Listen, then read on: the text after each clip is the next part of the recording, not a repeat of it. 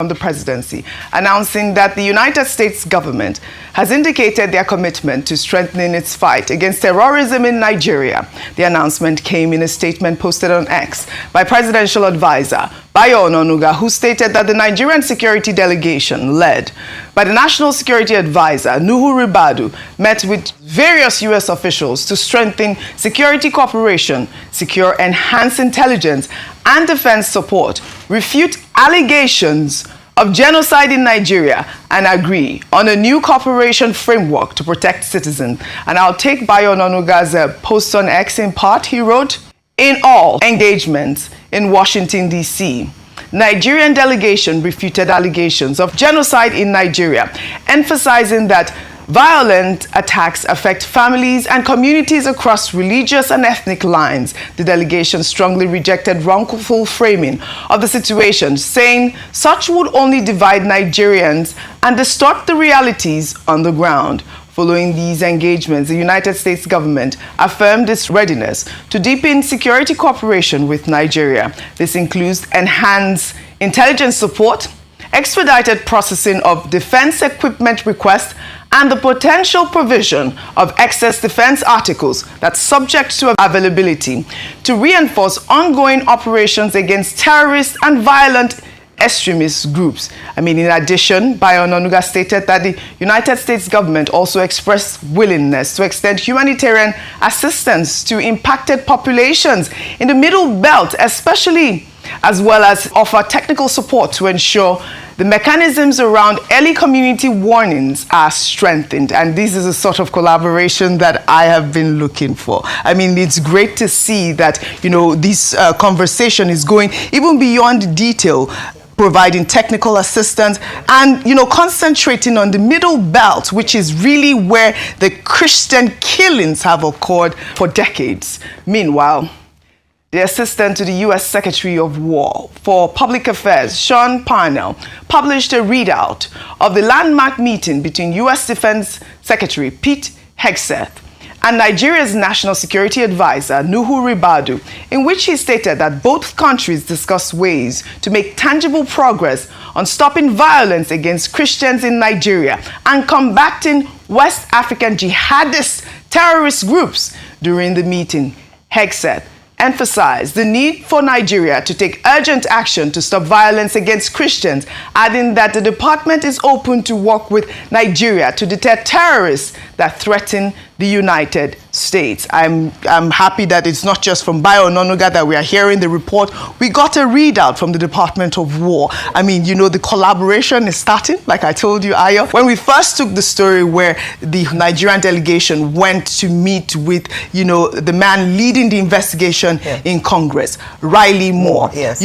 I said that this is, the beginning of the conversation for the collaboration that we really need to tackle insecurity. However, we're seeing, pockets of, reports of insecurity, insurgency. Yesterday, there was fake news from my town, Kwale, that we saw that they said something about, the Fulani headers terrorizing the young girls, but it wasn't true. The Delta State Police Command debunked that news, that it is not true. But it's either we are hearing that these are pockets of violence or there are real violence still happening in Nigeria.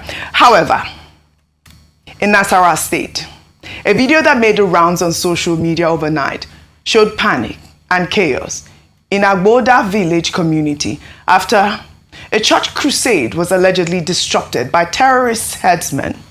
In the video dated yesterday, Monday, November 24th, families with young children are seen running as a man recalls the moment the crusade was disrupted. Let's take a look. We came for a crusade here, live in Abuja, in Nasarawa State. And live as I'm talking to you, you can see up now in the village, because we someone that was coming back from the front. Just came in for a crusade in this community today. Look at what it's up there, as you can see. And see the way people are moving. You can see the youth, everybody is unrest just for the sake of it right here in Nasarawa State. A serious lockdown in this community. Dr. Bati, we're yet to get an official statement from the state government in Nasarawa State. And despite moves being made by the federal government to get, a handle on insecurity and terrorism, videos like this show just how fearful and uneasy communities across the country are feeling right now. Arise News has not independently verified that video, but it has gone viral.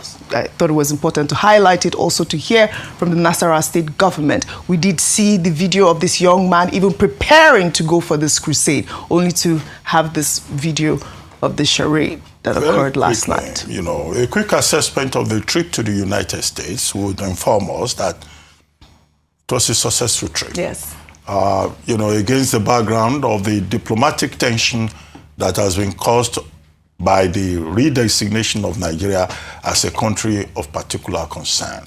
The Nigerian delegation eventually met with the Secretary of Defense, Pete Hegseth, who is in a position to take this to the highest levels within the U.S. It also shows that, in spite of everything, the bilateral relations between Nigeria and the United States is alive and well, and there are opportunities for further consultation and collaboration. Now, Nigeria has very strong relationship with the U.S. in the area of trade, security, economic growth, education. And this has been a long-standing relationship. So reaching out to the Americans means, of course, that there are, new pathways. But this idea of cooperation and collaboration and intelligence sharing, it's not as straightforward. There will be modalities that have to be worked out. There will be trade-offs. I just hope that the Nigerian administration will have the capacity to measure up, because oftentimes we hold these meetings, we lack the capacity to follow up and to follow through. And in this particular case, where security is involved, I hope that everybody will be attentive enough to know that it's not something you joke with, since Trump says we tend to see everything as a joke in Nigeria.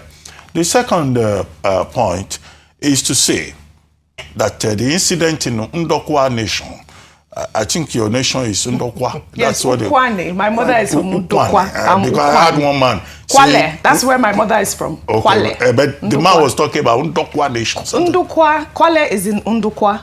Okay. It's like a little town within the Ndokwa community. In any case, yes. What he says, what the Commissioner of Police in Delta State, his name is Abaniwanda, Commissioner of Police Abaniwanda. And in this particular case, the literal meaning of his name will seem to apply. That this was a case of misinformation. No, that people were just scaremongering. Sorry, can I ask you? That it didn't happen. Who told you the meaning of his name? Abaniwanda. Yes. It means that they are just guessing. They are imagining things. That there was no attack. Right. Yes. These were students who just saw some Fulani people, and they started panicking. No, they said that that's how they actually go back home. That it's just someone who was trying to be mischievous. Yes. Was it even anything? So what the Nigerian government needs to do, either in Kwale or in Nasarawa, is to continue to educate the people so that we don't have a rampaging culture of fear. Because if you were to go onto that street now and you say, they are coming, you will see everybody will take to their heels. This is not funny, but I mean, yes. That is the climate of fear that we have established. Absolutely. With our missions in this country. Nobody will ask who are the day. Yes. Nobody is going to wait. Everybody will move. But speaking about fear, meanwhile, former Lagos State governorship candidate Badewa Rose Vival is calling on the federal government to license firearms for citizens to defend themselves against terrorists due to the government's failure to secure the country. Speaking on live television, the politician cited recent abduction in Kwara and Ogun states over the weekend, saying that insecurity has spread beyond the north to other parts of the country, adding that it will be wicked to ask citizens to remain helpless when the government has failed to provide security. Let's take a look. It is wickedness to ask people to just remain helpless when the government fails them. How many people have to die before we understand this fact has to become a reality? Until the government steps up. I'm talking about this situation now because of the failure of government that we found ourselves in. Right? And in this failure, if the government cannot sit up, then they start considering licensing firearms.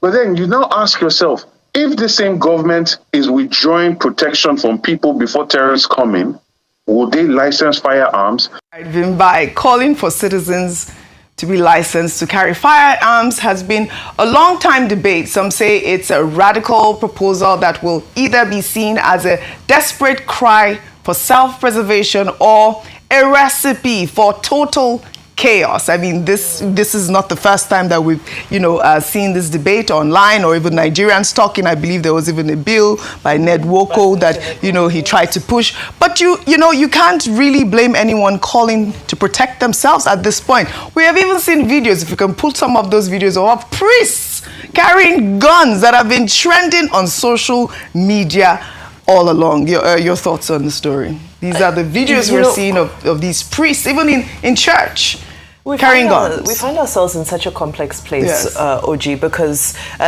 what do you expect people to do in this type of climate? Is that the natural human instinct of self-preservation kicks in and people want to resort to self-help. But unfortunately, when it comes to self-help, we've seen time and time again that it generally does lead to a state of anarchy. But in this moment, we say, okay, the state is not doing its duty. So the people are saying, well, we can't just be exposed. So the state has to step in. This is what we've been calling for consistently, and we can't relent in continuing to call for that. Because let's remind ourselves that one of the reasons why we are in this predicament is because it is just a brazen institutional weakness. Yes. Now, how many people actually update their driver's license regularly? And how often is it checked? And how authentic is it? If you look across the country, driver's license, right? Now, how are we now going to regulate gun licenses? And how are we going to ensure that, people truly are abiding by it? How are we going to bypass the corruption? So institutions first have to be addressed. And this is, I'm just consistent about this point, that the real fundamental issues, we can't take Panadol for this kind of ailment, unfortunately. So yes, if all things are equal, I think it's fair to say people should have the right to carry firearms. But unfortunately, all things are not equal, and we don't want a situation where the same people that we are accusing of orchestrating and being perpetuators of these things, their arguments that these people are funded by powerful people. Are we sure we want those same powerful people to now have legal licenses to also access firearms? Because remember, as much as innocent citizens will have access to it, also those with malicious intent will also have access.